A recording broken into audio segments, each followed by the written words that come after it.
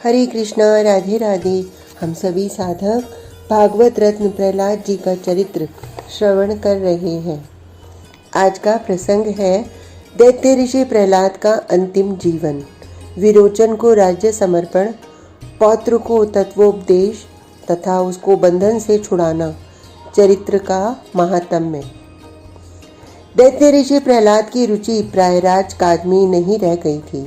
वे उदासीन भाव से इसी प्रतीक्षा में राजकाज करते थे कि अपने किस उत्तराधिकारी को राजभार सौंपें जो प्रजा रंजन में निपुण हो। प्रहलाद के हृदय में यह भी एक खटकने की बात थी कि वे अपने चचा हिरण्याक्ष के पुत्रों को भी राज्य का अधिकारी समझते थे और अपने पुत्र गवेष्ठी तथा विरोचन को भी शासन सूत्र के चलाने के योग्य समझते थे। किंतु वे इस चिंता में रहते थे कि उनके बारंबार उपदेश देने एवं समुचित शिक्षा पाने पर भी भाइयों, लड़कों और भतीजों में से कोई ऐसा न था जो दैत्य ऋषि प्रहलाद के स्वभाव अनुसार द्विज देवताओं का भक्त एवं भगवान विष्णु का उपासक हो। जितने भाई भतीजे थे, पुत्र थे, सब के सब अपनी जाति के स्वभाव अनुरूप थे और उन सबके आंतरिक भाव पूरे पूरे आसुरी थे। वे अपने भाव अनुसार भगवान शंकर के उपासक थे। विप्रवेशधारी इंद्र के द्वारा शील अपहरण से राज्यच्युत होने के समय से दैत्य ऋषि प्रहलाद की त्याग वृत्ति और भी बढ़ गई और वह त्याग वृत्ति शील के और समस्त साम्राज्य के पुनः प्राप्त होने से भी कम नहीं हुई। अतएव तपोवन से लौटकर दैत्य ऋषि प्रहलाद ने फिर से राजभार अपने ऊपर रखते हुए भी उस पर ममत्व नहीं रखा। फिर भी भगवत भजन में बाधक जानकर वे राज्य भार से सर्वथा दूर ही रहना चाहते थे। अतएव उन्होंने अपने चचेरे भाई अंधक की अनुमति से सारे साम्राज्य को अपने भाइयों और पुत्रों में विभाजित कर दिया। उन सब पर एकाधिपत्य रखा राजकुमार विरोचन का, अर्थात साम्राज्य का उत्तराधिकार विरोचन को सौंपा और इस प्रकार राजपाट सबको सौंपकर परम भागवत दैत्य ऋषि प्रहलाद ने तपोभूमि में जाकर भक्ति योग करने का निश्चय किया।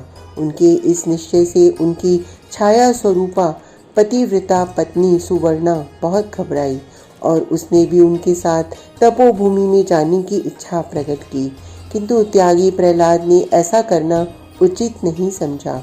उन्होंने समझा बुझाकर सुवर्णा को पुत्रों की देखभाल करने के लिए हिरण्यपुर में ही रहने को राजी कर लिया।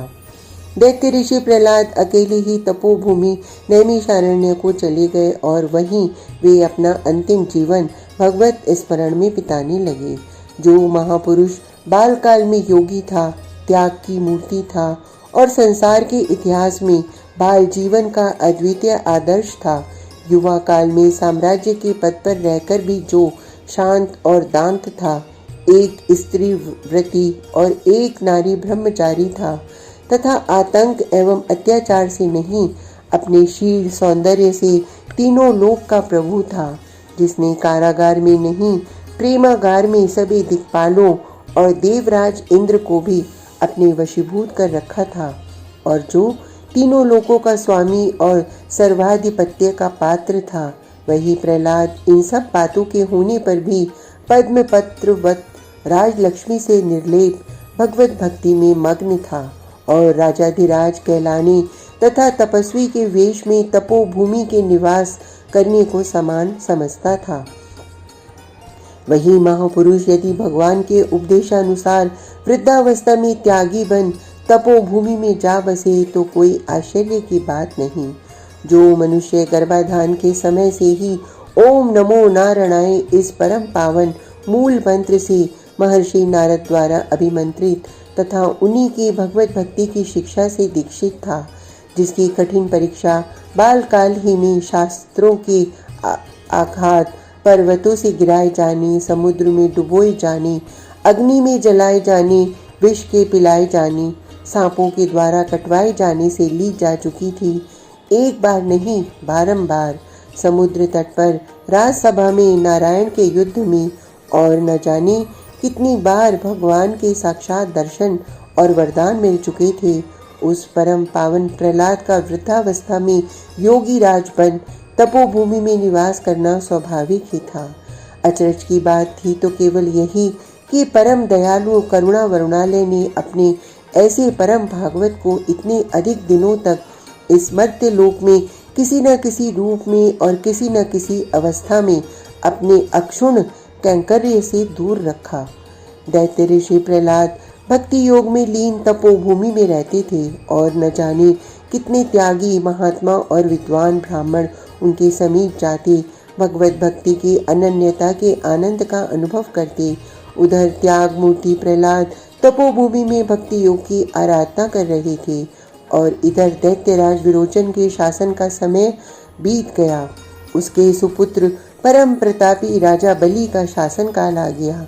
राजा बलि ने अपनी धार्मिकता और प्रताप से अपने साम्राज्य को इतना प्रभावशाली बनाया कि चारों ओर उनकी प्रशंसा ही प्रशंसा सुनाई पड़ने लगी।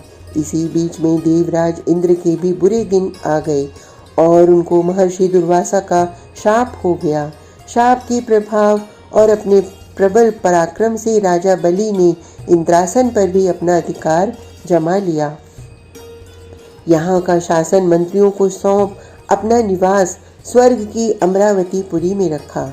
स्वर्ग के सिंहासन पर राजा बलि राज करने लगे। देवराज इंद्र और उनके अधिकारी अन्यान्य देवगण मारे मारे फिरने लगे। शाप का समय अभी समाप्त नहीं हुआ था, अतएव दैवी शक्ति की रक्षा करने वाले दयालु भगवान विष्णु भी चुपचाप यह तमाशा देखते थे। स्वर्ग के सिंहासन पर विराजमान परम प्रतापी राजाधिराज राजा बलि अपने पुराने मंत्रियों से, विशेषकर महर्षि शुक्राचार्य से, अपने पितामह दैत्य ऋषि प्रहलाद की अनुपम ज्ञान गरिमा की प्रशंसा सुना करते थे और उनकी अलौकिक भगवत भक्ति तथा उनके त्याग की महिमा सुन सुनकर वे उनके चरणों के दर्शनों के लिए उत्कंठित हो उठते थे। एक दिन राजा बलि ने महर्षि शुक्राचार्य जी से प्रार्थना की कि यदि आप हमारे पितामह जी के दर्शन हमें एक बार करा दें तो बड़ी कृपा हो। दयालु शुक्राचार्य जी ने राजा बलि की प्रार्थना को स्वीकार कर लिया और प्रसंगवश तपोभूमि में जाकर उन्होंने प्रहलाद जी से उनके पौत्र की सारी कथा और उनकी प्रार्थना कह सुनाई। प्रहलाद जी संसार से नाता तोड़ चुके थे। उनकी दृष्टि में या तो उनका कोई पुत्र पौत्र था ही नहीं या सभी पुत्र पौत्र उन्हीं के थे, किंतु आचार्य चरणों का वे बड़ा आदर करते थे। अपने शरीर के रहते उनकी आज्ञा टालना उचित नहीं समझते थे, अतएव त्यागी और विरागी होने पर भी प्रहलाद जी ने उनकी आज्ञा मान ली। शुक्राचार्य जी की आज्ञा अनुसार वे एक दिन स्वर्ग की अमरावतीपुरी में जा पहुँचे। पूज्य चरण तपस्वी वेशधारी पितामह प्रहलाद को देखकर राजा बलि ने सिंहासन से उठकर उनके चरणों में साष्टांग प्रणाम किया और आग्रह पूर्वक उनको अपने सिंहासन पर बिठाया। राजा बलि ने हाथ जोड़कर कहा कि हे पूज्य चरण पितामह जी, आज मेरे सौभाग्य की सीमा नहीं। आज मैं आपके चरणों की दर्शन से कृतकृत्य हो गया। आर्य चरण, आप ही के कृपा और प्रताप से आज मैं तीनों लोक को जीत सका हूँ और पौत्रों अनंताय कल्पति को चरितार्थ कर रहा हूँ। इंद्र ने छल बल से आपसे शील भिक्षा मांग आपको राजच्युत किया था। यह बात मेरे हृदय में शूल सी साल रही थी, किंतु मैंने तीनों लोक के आधिपत्य को राजधर्म के अनुसार अपने बाहुबल तथा आपके आशीर्वाद से प्राप्त किया है। अब मेरा हृदय शांत है। फिर भी मेरी यही हार्दिक इच्छा है कि आप इसी सिंहासन पर बैठकर शासन करें और मैं आपके चरणों की सेवा कर अपने जीवन को सफल बनाऊं। देवराज इंद्र भी आपको फिर इसी सिंहासन पर आसीन देखें, यही मेरी आंतरिक कामना है। राजा बलि की प्रेम भरी बातें सुनकर योगीराज प्रहलाद ने हंसकर कहा कि वत्स विरोचन, तुमने तो जो कुछ कहा वह शिष्टाचार की दृष्टि से भले ही ठीक हो, किंतु मेरे लिए ठीक नहीं। मैंने बहुत दिनों तक राज्य किया है, मेरी वासना अब राज्य करने की नहीं। मुझे देवराज इंद्र के कपट व्यवहार का कुछ भी ध्यान नहीं और उन्होंने स्वयं अपने किए हुए व्यवहार के लिए क्षमा मांग ली है। मेरे सात्विक जीवन का लक्ष्य कभी ऐसा नहीं था कि किसी को शत्रु समझकर उससे बदला लेने की इच्छा करूं। फिर अब तो मेरी दृष्टि में तुम और सुरराज दोनों ही समान हो, दोनों ही पर मेरा समान प्रेम और ममत्व है। अतएव तुम राज्य करो, किंतु चतुर्वर्ग के पालन के साथ राज्य करो और राजमत से सदा विरक्त रहो। भगवान तुम्हारा मंगल करेंगे। इसी बीच में महर्षि शुक्राचार्य जी भी आ पहुंचे और उनके अनुरोध से योगीराज प्रहलाद ने अपने पौत्र राजा बलि को राजधर्म का समुचित उपदेश दिया। प्रहलाद जी ने जो कुछ कहा उसका सारांश यही था कि धर्मानुकूल धनोपार्जन करना ही राजा का कर्तव्य है। राजा, राज परिवार, राजवंशज, विपत्तिग्रस्त मित्र, बूढ़े गुड़ी और ब्राह्मणों को ढूंढ ढूंढ कर प्रतिदिन उनका आदर सत्कार, भरण पोषण करे और यथोचित रक्षण करे। लोक और परलोक दोनों में यही कार्य सबसे अधिक कल्याणकारक है। राजा को चाहिए कि धर्मानुसार चारों वर्ण, चारों आश्रम का यथोचित पालन करे, वर्ण विप्लव एवं आश्रम विप्लव न होने दे। राजा का सबसे परम धर्म है प्रजा रंजन।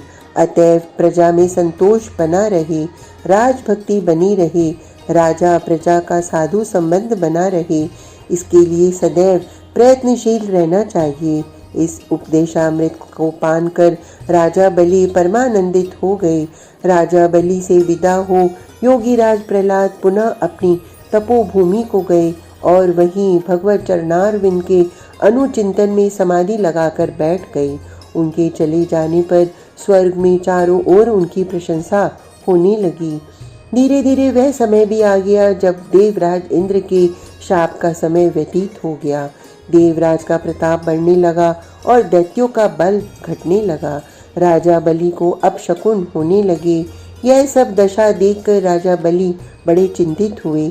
इसी चिंता से ग्रस्त राजा बलि एक दिन अपने पितामह की सेवा में तपोभूमि में जा पहुंचे। प्रहलाद जी समाधि लगाए बैठे थे। राजा बलि ने जाकर साष्टांग प्रणाम किया और प्रहलाद जी के कुशल प्रश्न पूछने पर हाथ जोड़कर घबराए हुए चित्त से कहा, पूज्य आर्य चरण, मुझे आजकल बहुत बुरे बुरे स्वप्न हो रहे हैं। देश में चारों ओर भांति भांति के दिव्य अंतरिक्ष तथा भौतिक अपशकुन और उत्पात हो रहे हैं। इतना ही नहीं, हर तरह से देवताओं का प्रभुत्व बढ़ रहा है। दैत्यों का बल पराक्रम धीरे धीरे घट रहा है। इन सब का कारण मेरी समझ में नहीं आता। अतएव मुझे बड़ी चिंता हो रही है। मैं आपकी सेवा में आया हूँ। अवश्य ही आप अपने योग बल से इनके कारणों को जानते होंगे और मुझे बतलाने की कृपा करेंगे। आज का प्रसंग इतना ही। कल तक के लिए हरे कृष्णा, राधे राधे।